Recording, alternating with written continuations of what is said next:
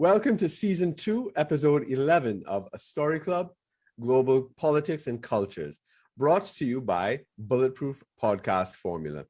My name is Dr. Kirk Megu, and I'm the Public Relations Officer of the United National Congress, the official opposition party in the Republic of Trinidad and Tobago. This is a unique venture, streaming simultaneously from Trinidad and Tobago in the Caribbean, Dehradun in India, and San Francisco in the United States. We speak with people from around the world, trying to understand different issues and problems relevant to my own country, Trinidad and Tobago, but also to people in sometimes very similar or sometimes very different situations, cultures, histories, politics, sociology, etc. The goal is to learn from each other, to build networks, to widen our perspectives, and to work for solutions in our distinctive contexts. Today's episode is titled Trinidad Steelpan in the Global Culture Industry, Navigating Possibilities and Conflicts. The Steelpan has a crucial place in the culture and history of Trinidad that the outside world may find difficult to understand. In the rest of the world, there's an image of cruise ships, hotels, happy-go-lucky islanders in Hawaiian shirts and straw hats, tied to novelty songs in the tourist industry. But in truth, the Steelpan was created by warring street gangs in the slums of Port of Spain, the capital of Trinidad and Tobago. To this day, the names of the bands are desperados, renegades, invaders, reflecting the territorial gang turf battles. I think there are parallels probably with the early breakdancing battles in New York City in the 1970s and 80s. The music played on Steelpans in Trinidad too is not novelty tourist music.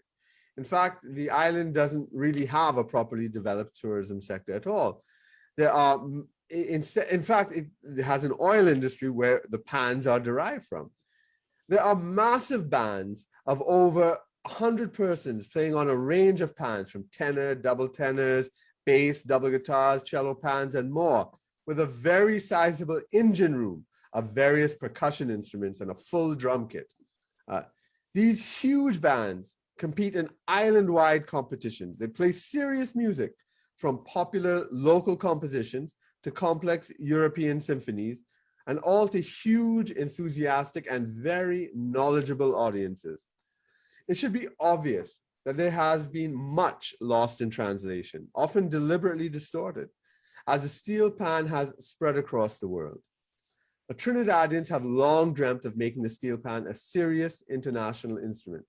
perhaps in a similar way that reggae was turned from a novelty music in the 1960s to a serious genre in the 1970s. There's also a whole economy which supports and is supported by the Steelpan cultural complex, which has implications for indigenous and global economic development in Trinidad and Tobago.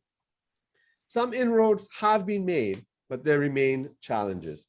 Today, I have as my guest Dr. Mia Gormandy Benjamin from Trinidad and Tobago and Dr. Janine Tiffy from the USA to reflect on these issues and more. I hope I got Dr. Tiffy's name correct. Right. Dr. Janine Tiffy is Assistant Professor of Ethnomusicology at the Kent State University School of Music in Ohio, where she directs the African Ensemble and Steel Band. She has performed with Women in Steel and Invaders Steel Orchestra. And as a member of Azaguno, I don't know if I pronounced that correctly, she performed for the 2002 FIFA World Cup ceremonies in Seoul, Korea. Mia Gormandy Benjamin is an assistant professor of music at the University of Trinidad and Tobago and a steelpan performer and commentator. Her doctoral research focused on the history of performance practices of steelpan musicians in Japan. Dr. Gormandy Benjamin has performed in several different countries around the world, including Australia, Austria, England, Japan, the United States, Canada, and countries of the Caribbean. She has also performed with many world-renowned artists, such as 11-time Grammy Award winner, Paquito de Rivera, and she is a co-founder of the global Steelpan project called the Virtual Steel Band, where 22 countries with over 300 panists are registered with the organization. She later worked with the Pan in Unity project as a response to the 2020 pandemic, which featured 691 musicians from 23 countries. Impressive. Welcome, ladies. Thank you. Thank you. Nice. Well, great. I gave a long introduction there, so the rest I will hand over to you. We like to start off the program by getting a little bit of background about from our guests to their own interests into the subject at hand. So for today, I'd like you to tell us and tell our audience a bit more about your background and how you got involved in the steelpan, both as a musician and as an academic. I'll start off with Janine and then Mia. Yeah, so basically as a child, getting into the music system in school in 5th grade, we got to pick an instrument we wanted to play in band. And for me, that was the drums, which is probably stereotypically not what you would expect usually of a female, but obviously there are many amazing female drummers and percussion. Yeah. So by the way, where did you grow up? Did you grow up in Ohio or was it elsewhere? That was in Ohio. Mm-hmm. Okay. Yep. So I did that 5th grade through middle school, high school, always doing the band thing. In high school, I joined marching band. And then when I got to college, there were 2 different types of world music, if you will, so-called ensembles. One was African ensemble, which occurred really just a short period every year. And then steel band, which is curricular. So it was a class you could enroll in and was happening all the time. So ultimately— in Ohio, that was part, so just to clarify, so I don't, that was at the tertiary level or the secondary level? That was at the collegiate level. Collegiate, right, okay. So when I got there and learned about those 2 ensembles, I was really stoked. I always did music and I was minoring in music. My major was zoology and that was my major until I went on to graduate studies. But what I noticed about both those types of music is, I mean, it was just so rhythmic and complicated. And it was like nothing that I had experienced so far as a drummer or as a percussionist. And I just loved, I wanted to know about that and wanted more, and to get into what was the most challenging thing I at least had really heard or had the opportunity to be a part of. So that's really where it started, and then played in graduate school when I started studying ethnomusicology, played in a band in doctoral school. Both those bands I also directed. I've directed or played in a variety of gig bands in Ohio or New York or Florida, which is where I've lived and or gone to school. Played in both the bands that you mentioned in my bio. I've directed some community bands in Florida. Right. Yeah, so that's All right, very good, very good. So that's interesting. So when you took up the instrument, when it was offered to you, you weren't necessarily familiar with the music at all. But so that's interesting. So that's very interesting. And so Mia, let me hand it over to you. So how did you get involved in the Steelpan, and both as a musician and as an academic? Well, when I was a young child, around the age of 5, my parents bought a steel pan, brought it in the house for my older brother. And he wasn't very interested in playing. And how much older was your brother? You were 5, your brother? My brother is 14 years older than I am. Oh, okay. You know, but he's also mentally challenged. Okay. So, but he loved music, and my parents saw his interest in music, so they thought he would like the pan. Mm-hmm. So they bought a pan and hired a music teacher to come home, to our house to teach him. But he was not interested in the pan. Instead, I was reaching over my head trying to play. And lessons for him turned into lessons for me. Reaching over your head. So it's not a toy pan, it's a real pan. It was a real pan, okay, the height that you would usually put at the height of an adult. Right. And I was really trying hard to play, and eventually they lowered the pan for me. And I started learning, and then I entered my first competition at 6 years old and won. And my parents were like, "That's insane," By the way, for the international viewers who may not be familiar with the steel pan, she has a real one behind her. This is the pan right here. So at 6, after I won that competition, my parents thought, "Oh, maybe we're onto something here." And I just continued lessons and continued playing in lots of competitions. And at 9 years old, I joined the Trinidad All Stars Steel Orchestra. So I was on their stage side, which means I performed all throughout the year in performances. Was your family involved in Trinidad All Stars, and like cousins, brothers, father? Well, they eventually did. You just went in as a 9-year-old. As a 9-year-old girl. My parents were fans of the steel band, because usually the steel bands are all community steel bands, and everybody, at least at that time, usually had a steel band that they would follow or they would back and support. And my parents loved the Trinidad All Stars. So they took me there, and my father was also playing when I was there, for Panorama. He'd come and play iron. Sometimes he played guitar pan, and I played with them for many years on their stage side for Panorama. And then at 15, I got a full scholarship to study music and steel pan performance at Northern Illinois University. And so at 16 years old, I left Trinidad.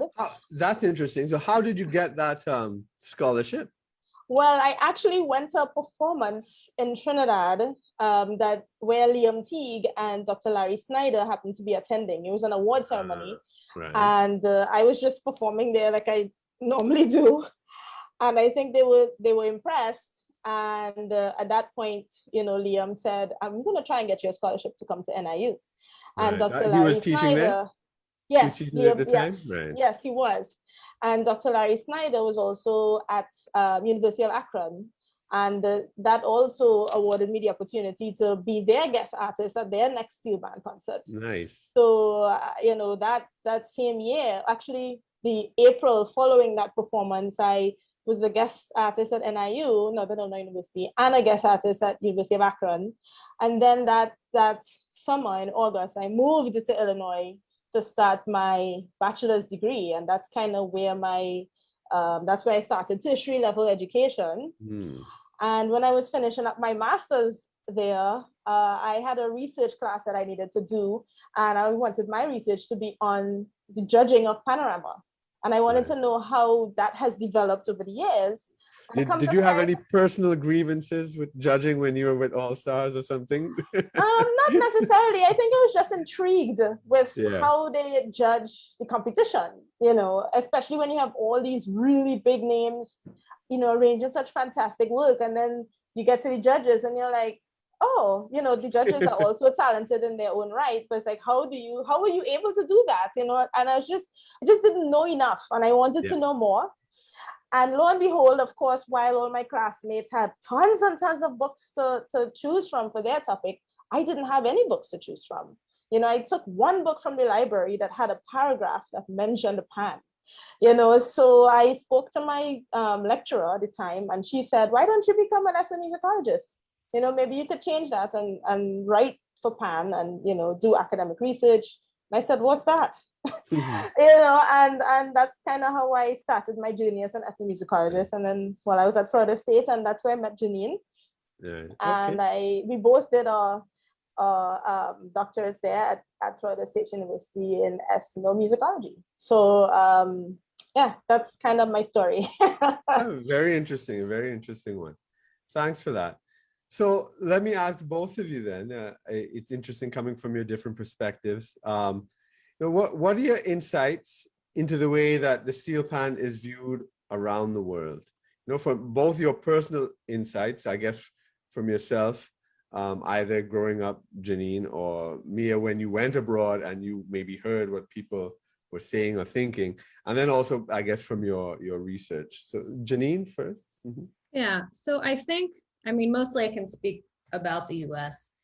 I think for the most part here, as far as mainstream, so, you know, you asked if I really knew about the pan before I started playing in college. I didn't, but I'm sure I had some kind of exposure in some type of kids show.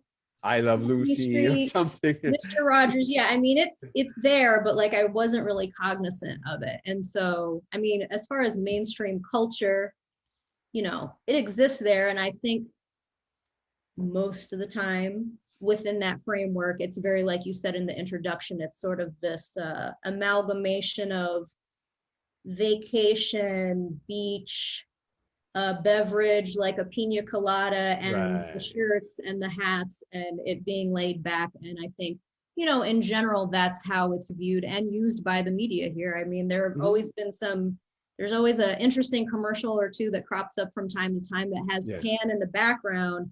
That's very much just a signifier of the tropics or the water or something like that, regardless. So, I mean, I think that is a real lion's share of how in the mainstream the pan is viewed. I think also, I mean, there are people, of course, and even ways it's used in the media to signify more so as like a urban or youth or that type of activity. So there are some really well-known rap songs that have had just pan samples in it, like 50 Cent's PIMP. Yeah, so like a Trini, when they hear, oh, that's a pan, but no other people might notice it, but we just insight as that maybe how that happened. I mean, I think it's probably, again, a variety of ways. I mean, I think in a pragmatic sense, the instrument is relatively accessible, right? We can make sheet music for it, which is commonly used in schools here, so we can get through literature fairly easily. It's an instrument that, I mean, it takes a long time to master, obviously, but you can touch it, you can hit it, and it's going to make some type of reasonable sound, hopefully. So it's very accessible in that fashion. I mean, there are people who, I mean, it got here because of immigration. There are people who brought it here because they went on a cruise ship or something and they learned about it and they wanted it for their percussion studio or something like that. So it really kind of runs the gamut of how, you know, it got here in a different way. Maybe Mia might also have some insights into that. But you know, you mentioned about the universality, and that brought to mind some research done by Dr. Kim Johnson. I don't think it's his insight, it's from an interview he must have done with a panist. But he talked about how the pan is arranged in a circle of fourths. Well, depending on which way you go, circle of fifths or circle of fourths. And which is for music theory people, that's incredible, because nothing is arranged like that. But for somehow, you know, so it's like the arrangement of the notes on the pan too is, you know, it's highly sophisticated in terms of that. So I don't know, maybe there's some kind of connection there. But yeah, so Mia, let me invite you. Your insights into the way steel pan is viewed around the world, both from your own experience, especially when you went abroad, and then, you know, you've done a lot of research about Japan and you've gone to all these countries. So I'd like to hear your view. Yeah, I think it depends on where you go around the world. You know, you'd see different reactions to the instrument. You'd also see people understanding the instrument in different ways. You know, so for example, in Japan, when I did my research there, I noticed that there were 3 different ways in which Japanese pianists viewed the instrument and had a certain perception of it. And, you know, one of the ways in which some of them sort of understood the instrument was as a Trinidadian instrument. So those steel bands in particular would play a lot of Trinidadian music, soca, calypso. Many times they had somebody who was Trinidadian either running the band or part of the band. Then you had steel bands who sort of interpreted it as a Japanese sort of instrument. Wow.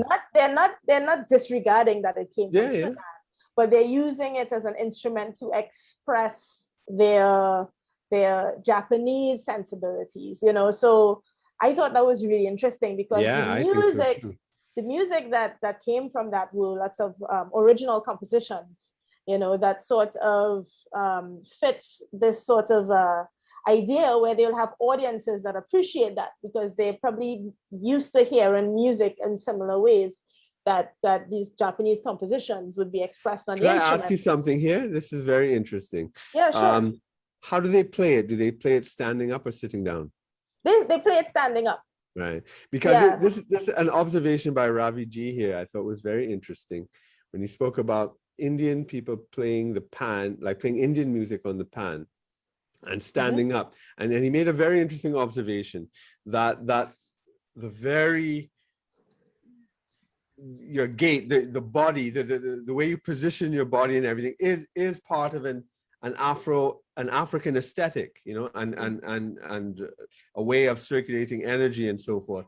And that, for instance, in Indian classical music and much of Asian, which is why I asked about Japan, you know, it's sitting down cross-legged. So when you're playing veena, sitar, tabla, or whatever, so you have that, and there's it's a different kind of thing. And he was saying, you know, if Indians were to play the pan sitting down, he wonders if a different type of music would come out of it. It is a very interesting observation that I was wondering about in the Japanese context, if any of that was part of it. No, they don't sit and play, because if you sit and play, you're going to affect the sound of the instrument. That's right. Because you know, the pan is an idiophone, which means the sound comes from the vibration of the body. So if you sit, your legs are either touching the pan or there's something that's going to be touching it. That's why it hangs from a stand. You have to move. You have to, that too. And well, the third way in which Japanese panists sort of view the pan, third group, I should say, is just purely as an instrument, you know, as in just like piano is an instrument that we may not know the history about, you know, or the flute. You know, they just see it as another instrument that they could merge with other instruments, you know, whether it's traditional Japanese instruments, Western music instruments, you know. So I've noticed that at least the way in which the pan is viewed in Japan actually differs, you know, in just that country alone, so far less for around the world, you know. And we see those sorts of similarities in those categories around the world, because you see the people in the US who are like, yes, that's a Trinidadian instrument. My grandfather was Trinidadian, you know, or something like that, where they identify it with the people and culture of Trinidad. But then you have the others who are like, what is that? You know, that's you have the very Caribbean or even Hawaiian, you know, some people mistake the two. Yeah, exactly. You know, and so there's so many different perspectives and reactions and you know, one thing about the steel pan is just another instrument, which is very interesting. I mean, and it could be a novelty thing, like the way people might use maracas or the what are the I can't remember what it's called, the two call it fat sticks. No, not the shak, the two fat sticks, like Cuban usually. The clave. But so people might incorporate it as little flourishes here and there. But then you have like the Windham Hill jazz group or Andy Narell, who would like incorporate it seriously in let's say jazz. And you know what I've always thought, you know, I've wondered how they've thought of it. I don't know how the Windham Hill people think of it. Obviously, Andy Norell is so connected to the Trinidad experience as well, and very consciously. But you know, I mean, in jazz, the xylophone and the vibraphone is a big thing, and I thought that, you know, maybe, you know, there might be some kind of, you know, I don't know if people connect it in their minds, you know, because, you know, vibes is a huge thing in jazz. It is, I don't know, I'm interested in that thing. Have you ever explored that? You know, like, You mean pan and jazz? yeah, and like its relation to, like, you know, I don't know, the other percussive, but, you know, musical instruments like the xylophone, like the vibraphone and stuff. Yeah, have you ever spoken to people who maybe play both in a jazz band or something? yeah, that's actually quite popular. You know, Yeah. pan in jazz has been something that's developed, and there are a number of people who have sort of developed that idea. You know, Victor Provost is one. Liam Teague has also done that. And they're just two names, too few of the many people who sort of participate in the jazz world in particular. And you will see sometimes when they're playing in jazz bands that you would see the marimba, the xylophone, the vibraphone. So it's very similar. And I think to education-wise, at least on the tertiary level, when percussionists are studying percussion performance and they study mallet instruments like the marimba and the vibraphone, now we're seeing more people being involved in pan as well, you know. So that may not be specific to jazz in that case, but it's sort of, when you're a percussionist, you need to know how to play all the percussive instruments, and steelpan falls within that category. And it's becoming more and more popular now, you know, especially now that steel bands are popping up in the more and more schools in the US, especially. As a percussionist, you're not doing yourself any favors if you don't, you know, learn how to play the steel pan, because you just never know, you might end up in a situation where you have to teach steel pan. So it's good for those instrumentalists to involve the pan when they're doing their studies of vibraphone and marimba. It is a little different, but it's still sort of melodic percussive instruments, you know. I mean, it's amazing the unique layout of notes of the pan. I mean, it's really unlike any other instrument. You know, it's not linear. It's quite amazing. It's really quite amazing. And I'm still curious as to why and how that developed. It's a totally different way of arranging notes, and yet it is, you know, very logical, the circular fourth. And I don't know how conscious they were of that or not. It's incredible, really, to think about. Okay, I'm getting a request for you to play a little of the steel pan for the audience. I don't know how we can do that. Maybe by the end we can if it's going to take a lot of well, yeah, I'm gonna have fidgeting. to Yeah, you know, so maybe at the end you could do it while Janine is talking. You could be shifting in the back or something. Sure, closer to the end. So be aware of that. I'll put you on the spot. Okay. But the next thing I want to talk about is the expansion of the steel pan globally, and ways that might assist the economy of Trinidad and Tobago or the society. I know, Janine, I mean, you're not Trinidadian, and this may or may not be something you can talk about. But if you do have any ideas about that, for instance, you know, I'm just thinking, if you have all these steel pan being taught in schools, how many do we need to produce a year? Where do we get them, for example? You know, and then what does that mean about things like the spread of our culture in the United States, and people getting to know our culture, and you know, and then, you know, maybe you yourself, maybe the only reason you ever visited Trinidad is because of the steel pan, for example. I don't know if you have any insights on that, I'd like to hear them.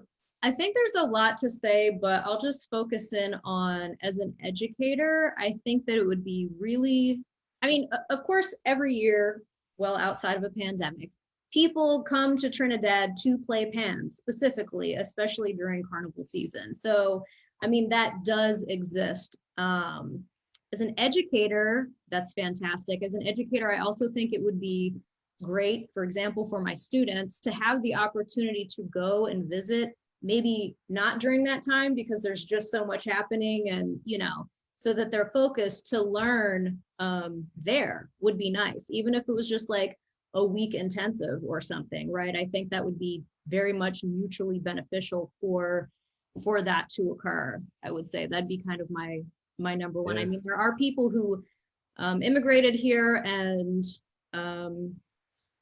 tune pan and build pan and taught people here to do that. So there are a lot of people within the states that can provide that as necessary or what have you. But again, for me as an educator, I would enjoy that for my students. Yeah, that's interesting. I worked, one of our greatest intellectuals, Lloyd Best, who's now passed. I worked very, very closely with him, and while he was alive, and there was a program called Pan in Schools here, right? So putting pan in the schools, which is probably more successful in the United States than here in Trinidad, but, from what I'm hearing from you. But Lloyd had this thing of not pan in schools, but school in pan, right? About all the things you could learn about, even things like organization, discipline,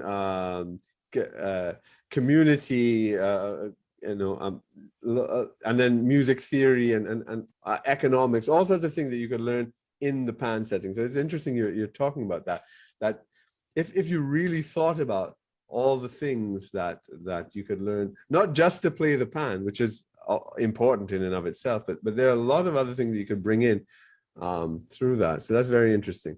Mia, I'm probably sure you have a lot to say about this in the way it could assist the economy or the society in general, the expansion of pan overseas. I'd like to hear your insights.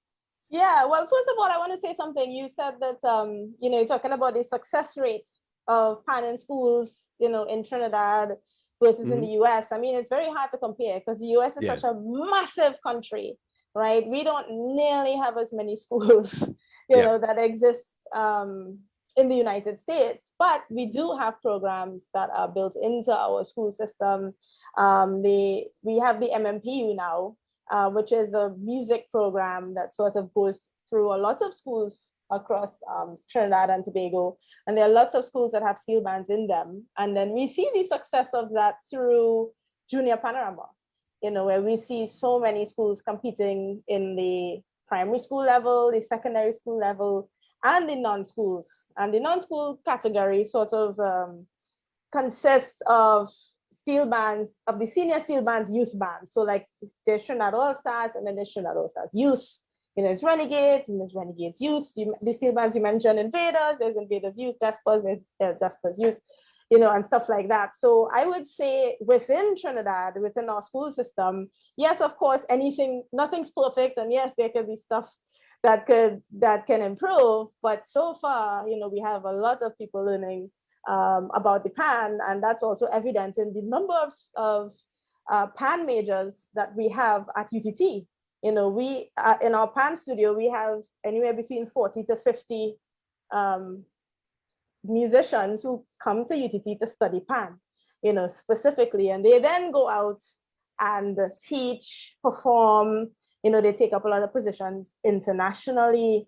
And now that we're talking about the expansion of pan, that's definitely something, of course, that will benefit Trinidad and Tobago, because that's sort of our culture, that we're putting out there.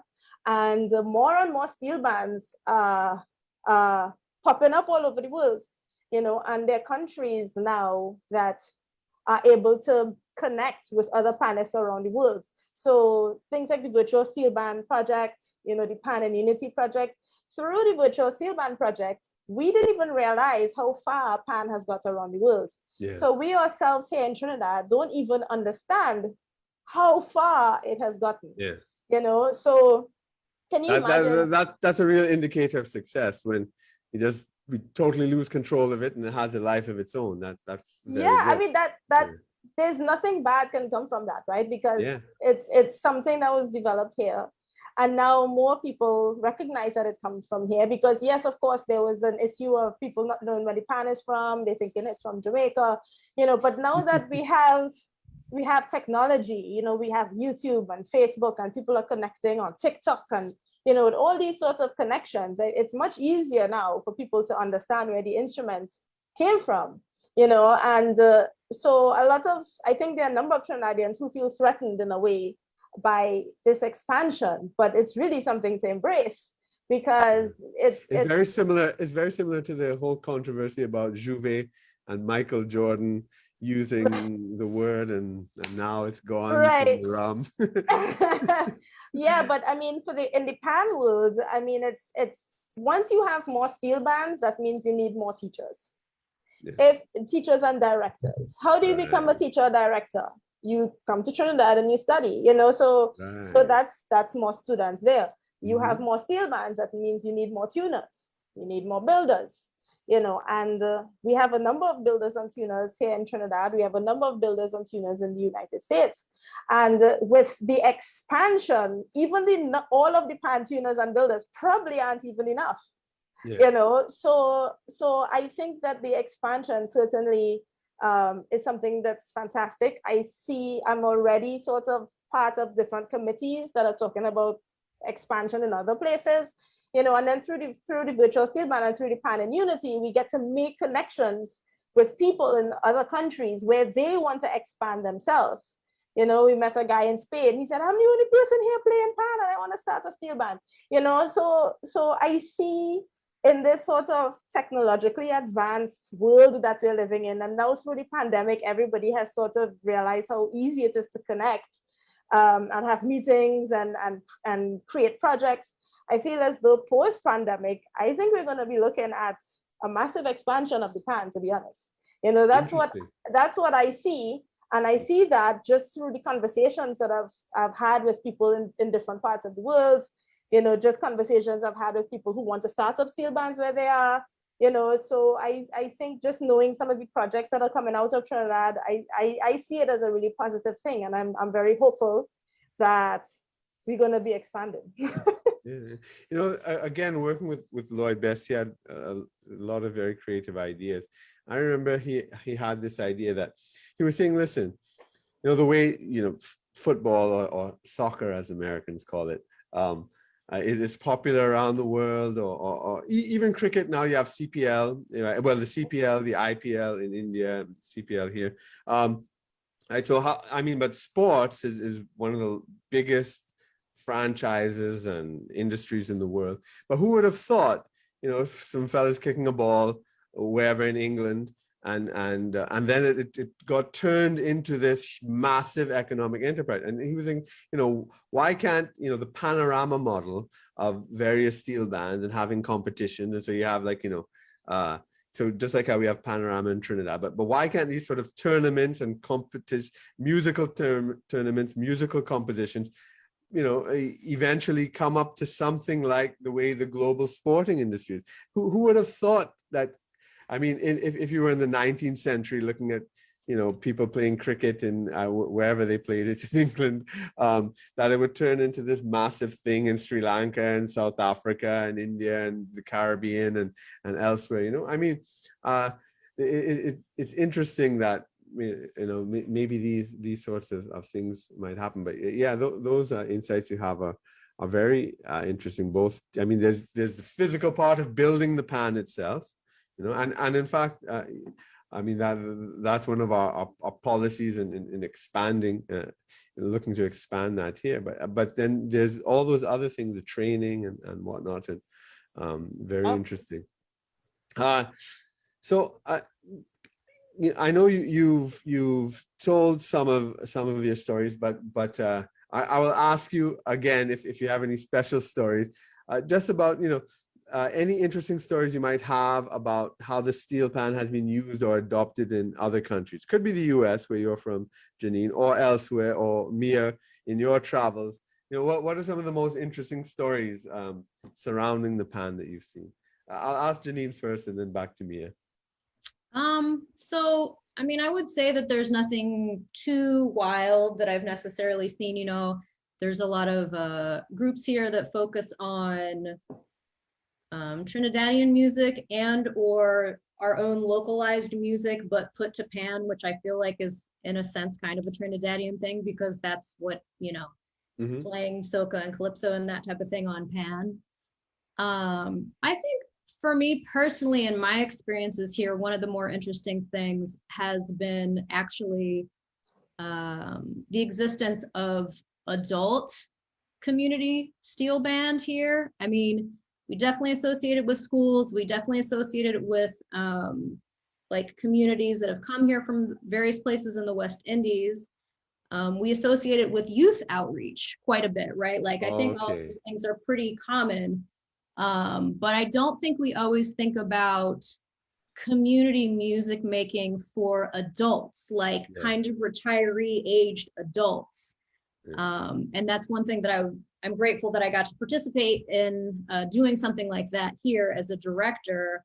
I mean, there are, I think since the 70s in the US, there's been this tradition of what are called New Horizons bands. So these band community activities for adults, professionals, retirees, be it because they never learned an instrument or they're like returning to that activity. And I just think it's so great, like the idea of community music making where you're not necessarily, I mean, it's important to focus on, of course, the specifics and the scales and right technique and all those things. But I think it's really great to have that side too, where you get to, it's just about, I don't know, the non-musical aspects, kind of what you were mentioning before about community and how to relate to each other and those sorts of things. And again, because the pan is relatively accessible physically, even if you've not played an instrument when you were a child, you still might be able to pick this up as an adult.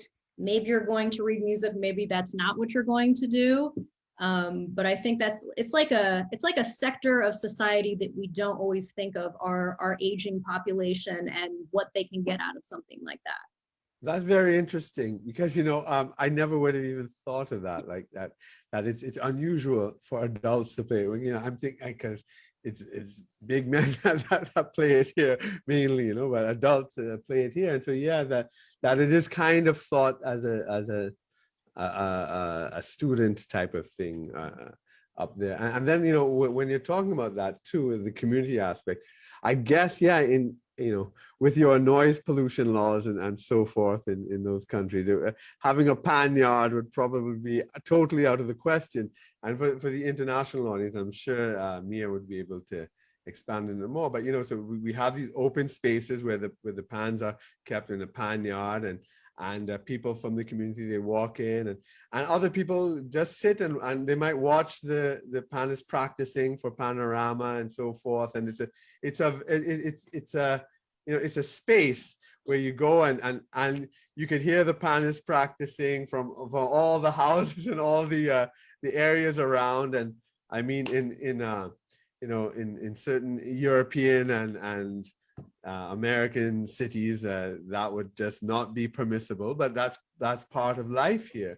You know, you have that sort of musical thing, and everybody, whether you want to or not, you're going to be hearing pan music at that time. You know, yeah. So that's very interesting, and these are the cultural differences. Yeah, I you know, I didn't think about those things, and it is fascinating.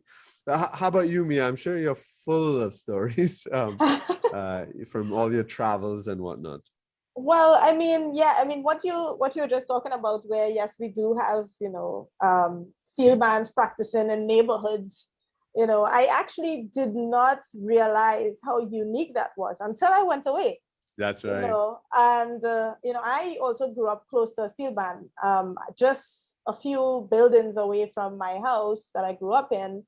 There's 50 Dimension Panyard. So sometimes I would be in All Stars Panyard practicing for Panorama. When I came home and I was sleeping, I was hearing 50 Dimension, you know? So, I mean, it's such a normal thing for us, but it's not very normal in a lot of other countries, especially in Japan. You know, in Japan, noise pollution is, you know, they're very strict about noise, especially in the residential areas. Like I remember I was living in a very tiny apartment in Yokohama, and I couldn't practice, and because I couldn't practice, some partners would have to go either in the park and practice. They'd have to rent a karaoke, one of those little karaoke rooms that they can practice in, and steel bands would actually have to rent spaces in order to practice, and those times would have to be very specific, whether it's community centers or places that you rent to rehearse, so it was not where you can just go in some open space and get a panyard. Panyards don't really exist in Japan. Yeah. Your steel band, you have to play, and you're practicing in different locations every time you go to practice. Actually, here's a question I have. Do Mhm. panyards exist in other Caribbean islands? I've never seen one in Jamaica, for example. I lived in Jamaica for a while. I've never seen one. I've never looked for one in the other island where I visited. But is that just a Trinidad phenomenon? No, it's not. Okay. I mean, the islands that have a lot of steel bands on them, or islands that have panorama, for example, like Antigua, they have panyards, Okay. so I would say it's even though, yes, it may have been something developed in Trinidad, but it's very much easily a Caribbean concept. That's right. Of having that space. And because remember, steel band too is a community concept. Right. It's an idea of community. So even within the panyards, yes, they're the musicians playing there, but the people who are in their houses around feel as though they're also part, of the band. I would think it would be similar in, let's say, a place like India as well, where it's noisy and boisterous and people are doing like something like that would be kind of normal there. Of course, all in the Caribbean islands, probably in Latin American countries, where people aren't so uptight. Because that's part of it. That's part of it. Yes, it's part of it. It's part of the Trinidadian culture. Probably in the Mediterranean countries, it might be something like that. Maybe. You have these big Catholic festivals that take up the whole village or whatever, and everybody has to participate. It's that kind of gregarious kind of culture as opposed to yeah.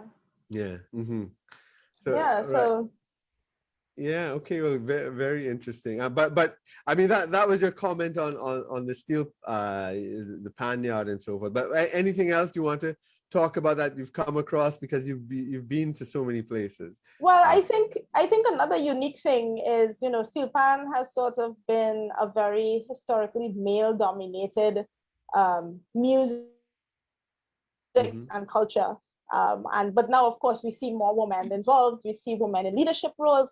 But when you go to some other countries, you realize, oh, there are more women than men. Like very distinctly, it's like something you'd notice very easily. And as an ethnomusicologist, it's always important to look at the culture of sort of why that is, right? Because for us here in Trinidad, historically, the pan has sort of come from this place where parents didn't want their girl children to be a part of. Exactly. Right. So culturally, it was very male dominated just because of where it came from and the people who were involved. So coming through history of pan in Trinidad, we see that that's why it has sort of become a male dominated thing. But that is not the history in other countries. Right. Yeah. So depending on the country, there's a different history of the pan and its development. And in a country like Japan, pan mostly is a hobby, and women have hobbies in Japan, right? Men are sort of expected to work longer hours, whereas women, they participate in hobbies and they have jobs, but they might end earlier than the men, and as a result, they have more time to participate in hobbies, but you would see a lot of male directors, and there are female directors too, but that's why there's so many women that play pan, because culturally they're the ones that have the time to do so, unless they, if they get married and have a child, then most times they end up leaving the steel band, because then of course their time is spent doing that. But yeah, it's something that was quite unique, to see, coming from steel bands here, where it's, me growing up, at least the time when I was growing up, it was definitely more men than women. I mean, it's a different story now, but that was something that really stood out to me. That's a very interesting observation, because I mean, so just like the age observation that Janine made than the gender observation. Yeah, that's very important. Yeah. And also there's a kind of class thing as well too, in a sense. Yes. And because I mean, my father always tells me stories. I mean, he loves pan, he plays pan, but when he was small, his mother didn't allow him to, and all. And you hear the story of, I mean, it's hard to think of the steel pan as an instrument or associated with gangs and gang warfare, but that's what it was. And to show that you were a badge on, you know, a tough guy, a kind of gangsterish. If you had two steel pan sticks sticking out of your back pocket, this is the law. I didn't live during that time, but what I hear from my father and what you hear all the time, everybody speak about. But that was the sign that you were a real dangerous bad man. If you had two pan sticks sticking out of your back pocket, that's Right. it's incredible. It's just hard for me to wrap my head really around, you know. But yeah, so it's interesting. Yeah, and so it was macho. So pan is associated with that macho culture, that you know, fighting. And I think this is a kind of culture thing. I've always thought about this with dance as well, right? Like in many cultures, dance is seen as feminine in modern days. But certainly, let's say in African culture, Afro-American culture, dance, I mean, and let's say even things like, let's say Punjabi culture, right? When men are dancing in these cultures, it is not feminine in the least, right? I mean, and you are showing off your virility, in fact, with those dances and your prowess and so forth. You know, but it's, you know, it's different. So pan, you know, was part of this masculine, macho, violent culture when it started, and it's very interesting that, you know, that's very hard probably to convey, and whether you want to or not is another issue, but that is that's it. That's a very interesting observation. A couple of things maybe I'd like to ask you is in terms of the expansion of pan. Right. There's a concern by Trinidadians always, you know, that, oh, they don't know where the pan is coming from. And one of the things is the rivalries with Jamaica, right? Because everybody thinks of Jamaica as the Caribbean. So everything comes from Jamaica. And Trinidad, what part of Jamaica is that from? And Trinidadians really resent that, really resent that. So there's obviously that sensitivity. But sometimes, you know, I've heard people tell me, you know, nobody, and Mia did mention it before, and we did have a little conversation that, you know, nobody really knows about the history of the piano or the guitar or the drum kit or whatever. So, you know, why really is it so important? Isn't that some sort of cultural insecurity or whatever? You know, it's nice for people to know about it, but, you know, is that so central? And a lot of, and we saw it play out in this controversy with Juve, right? Which the use of the term Juve, which is associated with carnival here, and the American film star Michael Jordan from Black Panther movie and other things, of course, he wanted to use that term to promote a rum, but many people here were very upset that he's using our term and they're stealing our things, and it's cultural appropriation and these sort of arguments. And down here there are different points of view. They're saying, look, we could have had a door to the world with this. What sort of you know, foolish insecurity is that? So that's one side, you know. And so there are some of these I suppose dangers or issues. There's also things about genuine legitimate stealing. Mia was telling me about this in a conversation earlier about like a company coming down to Trinidad and stealing intellectual property and profiting from it as well. So this happens in every industry, I guess, not only in this. But I don't know if you have any stories or insights into those types of things, maybe some of the issues, problems, challenges, or other things to think about in terms of pan expanding throughout the world. Janine, Mia, I'll invite Janine first. I think that that's a really complicated and multifaceted topic and question, really just the idea of what precisely is cultural appropriation and how to define it. and what is culture and who owns it and those types of things. I mean, it's really broad, and you could talk for hours on that. I think relating that to my observations and experiences in the States, where it perhaps rubs me the wrong way or concerns me or leaves a bad taste in my mouth is when people,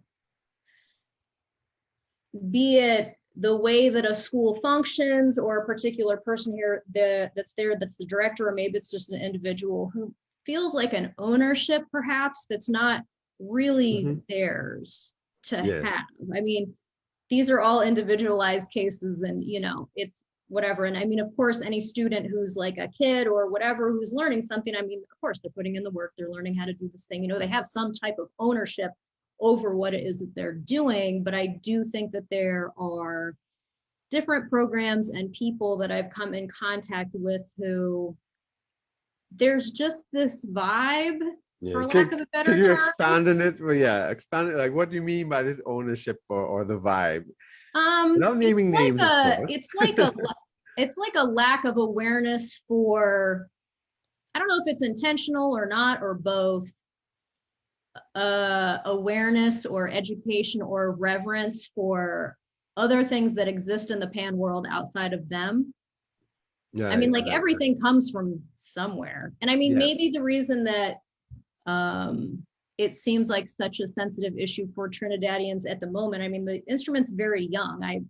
Perhaps during the piano days that it was being invented, people were like, that's ours. I don't know, like they may have been like that, you know what I mean? I think there's a lot of things to consider in like constructing that, and power relationships in the world at that time and this time, and equity and all those things. So yeah, but I mean, there are just some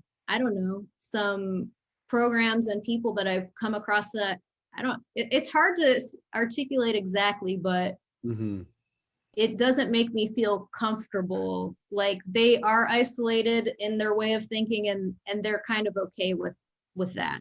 Right. Now, let me ask you, just in your experience with that, to ask you to expand. So I take it you've obviously have been to Trinidad several times and so forth. So I take it that was purely because of the pan and so forth. So you kind of invested your time and I guess it was a passion of yours to come down here and learn more about it. Could you just describe that a little bit more, like how it happened and what you did here, and maybe what your experiences was when you came here for the first time, to see it in its context as opposed to in school in Ohio? Sure. I mean, it's so different. That was in 2004. And I mean, I like travel and culture and all those things anyway. And it just seemed like a natural thing to do, is to go to the place where an instrument that I play all the time is from. And,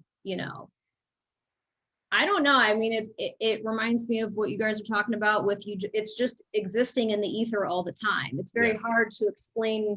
I mean, it's not that hard, but just like, wow, this is everywhere. This is really real, casual community, in any given circumstance. And it's hard to explain that to my students now. Like just the idea of going outside in that kind of regularly, not like every day at every moment of the day, of course, but just, that is part of the environment. I mean, it was a great experience. I don't know. There was a lot. It was just a lot, but in a good way. Very good. I think that sounds a little bit like me when I went to England for the first time, and the English language you speak, but you're driving on the highway and it's like you're passing by Nottinghamshire. And like, wait, that's Robin Hood. And then it's like Shakespeare stuff, and wow, okay, this is where all this stuff comes from. It's very different. Yeah, so I think it's the same sort of thing. Right. And Mia, I referenced you a lot just now in terms of the things about the appropriation, about the legal issues in actual intellectual property theft and these sorts of things. You want to expand a bit on it? Yeah, well, I think Trinidadians, or I should say Trinbagonians, because it's Trinidad and Tobago is very much part of our Steelpan culture and history. Trinbagonians are very proud people, right? We love the things that we have. You know, we've developed unique food. We have food that's unique to Trinidad and Tobago. We have music that's unique to Trinidad and Tobago. We have our instrument that's unique to Trinidad and Tobago. So I think you're going to see, you know, somebody from your country. But I think because of that, also because of our history, you know, our colonial history, where culture and different artifacts that have sort of been stolen historically. You know, when you have invented an instrument and a family of instruments that's so fresh and new that comes from Trinidad and Tobago, anybody else, they need to acknowledge that here's where it's from. Yeah. Because And I also think I think it's also part of it too that a lot of people don't even know Trinidad in the first place, and they think, oh, it's part of Jamaica or something, and it's like, right. no, not at all. Yeah, so it's even just, you know, we exist, and not only do we exist, Exactly. Look at what we've done, you know. Yeah. Exactly. It's what we've contributed to the world. Yeah. You know, so for anybody to sort of try and take that away from us, of course we're going to get upset. You know, of course we're going to be offended, because if you really look at the history of Pan, you know, people died over this instrument. Yeah. You know, and where did they die? Where did this come from? This came from right here in Trinidad and Tobago, a dot on the map. And as Janine mentioned, you know, yes, the piano is the piano and the guitar is the guitar. And who knows, maybe historically they had the similar stories. But the steel pan as an instrument is quite new compared to a lot of other instruments. So you know, when I say you, I mean like the colonial history has already taken away so much from us historically, that now that we have an opportunity to show something to the world that is ours, oh, bet your bottom dollar, we not letting you take that from us. You know, so I feel that's why, you know, I think Trinidadians, or me, let me talk for myself in this scenario, me in particular, you know, I once I travel, it's like, this instrument is from Trinidad and Tobago, or you think it's from Jamaica, I am going to let you know that it's not. You know, it is Jamaica and Trinidad and Tobago, two different countries. Yes, we both function in the Caribbean, but you know, it's sort of this it's a moment to teach your audience, and it's a moment to educate them, not that they just don't know better, you know. So we can't get upset at them, they just don't know. And it's sort of up to us to make sure that right history is there, because I'm sure if you go and you Google where's the piano from, I'm sure you can find lots of information about that. So we also need to make sure that the information is out there and it's getting out there, you know. We're at the end of the program, but I do want you to expand just slightly, right? Because we only have a little bit of time, but just on some of the legal issues, like or you know, like in terms of the production, we were talking about this company in the United States, and could you just give us an example so people can understand? Yeah, there's a company in the US that sort of came to Trinidad, learned how to make pans, transcribed, you know, change musical arrangements and musical compositions to music score, went back to the US, created a company and sold all of it, and none of the benefits came back to Trinidad and the composers and the artists, you know. So I mean, when you have things like that happen, especially to our own people, of course we're going to want to stand up and be very vocal, you know, about how our instruments is handled, the kind of information that's out there, making sure that the right people get accredited for the work that they've done, you know, because this is something that has been happening for so long, you know, where people come into a country, take it and make it their own, and just, you know, become, you know, a big seller internationally without any sort of credit of where it came from. So there is that idea of stealing, and that's what it is, stealing. You stole it. It's not your intellectual property, you know. They're profiting from it. They're actually making money.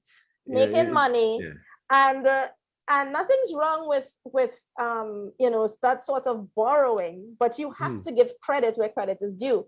If you're making money, then the person who created it needs to make money too, you know. So you can't just take it and just do what you want with it, and that is something that is very much frowned upon, and I'm hoping that's the case all over, that we should be looking down at these things and holding people accountable for these types of actions. Right.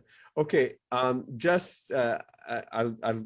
ask you guys to close up with some thoughts, but also, if you can, you don't have to, Janine, but Mia, I think should, any ideas on what the government should be doing to help the expansion of the PAN? You might have some ideas, Janine, and you're free, but don't feel pressured to think about a policy thing. So let me ask you to have a closing statement, Janine, and then Mia. The government in Trinidad? Yeah. No, But I it could be absolutely elsewhere. cannot. Doesn't it? I cannot comment on that, but what I will say to piggyback off what Mia said is it would be sensible that we in this country would be better about our, copyright issues and internationally specifically, and intellectual property, because it is a problem here with a lot of countries outside of here of us taking their music essentially and crediting ourselves. Yeah, right. Good. And by the way, but let me ask you something. In terms of the expansion of the PAN in schools up there, has that all been voluntary, or has government been involved in that? Like, are you aware whether our government has been involved in that or not? I'm unfamiliar with any Right. government really being involved with it. But I think that is something we should look into as a government, because if it's happening, I'm sure we could support it. But because that's a very interesting, phenomenon that I probably don't even fully understand. That I'm sure I don't fully understand yet, but which I've learned from you here. Yeah, Mia, your closing thoughts, recommendations, etc. Well, I think it's all about support, because it's not to say we have to create anything new.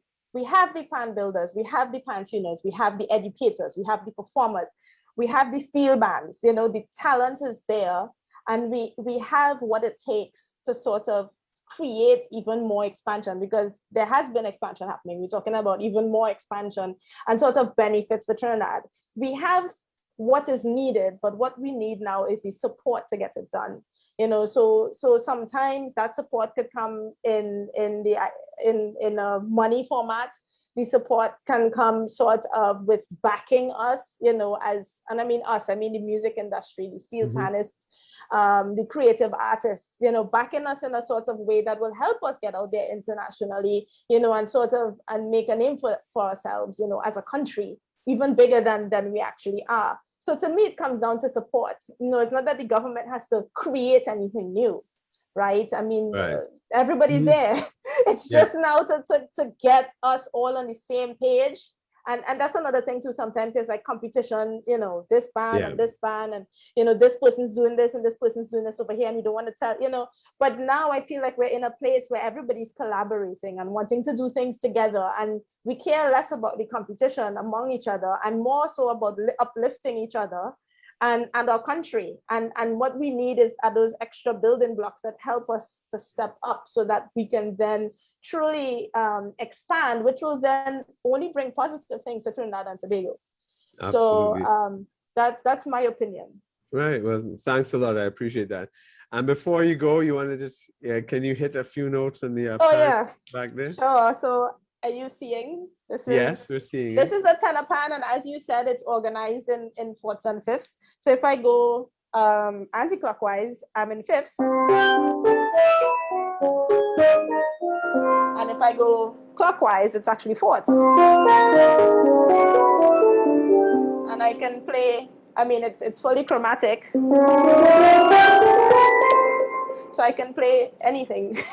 Anything can be played on the steel pan. I think some people might have the idea that it's only soca calypso, but you can literally play any piece, any genre, any style. And this is a tenor pan, which is just one of many pans within a steel orchestra. Can you play like a little 5-second unusual thing on it? Unusual? Well, I mean, usual, doesn't matter, whatever you want, a favorite piece. Maybe I can do something that everybody might know globally, something very simple, like maybe Twinkle Twinkle.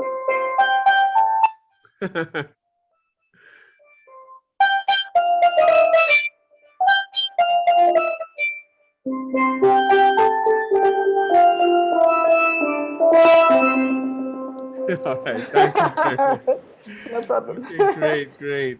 Well, Thanks so much for this fascinating and very interesting discussion. It's really been a pleasure having both of you on the program. Thank you for having me, and Janine, you. thanks for having us. Great. Well, that's it for this week's episode of A Story Club, Global Politics and Cultures, brought to you by Bulletproof Podcast Formula.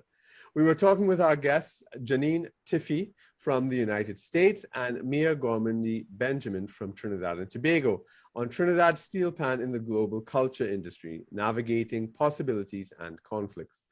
I'd also like to thank you, our audience, for watching and listening. Please join us again next week. And in the meanwhile, like, share, follow, subscribe, and tell your friends about us. If you're watching on YouTube, please click on the bell icon as well so you get notifications of when our programs are uploaded. Thanks again, and see you next week.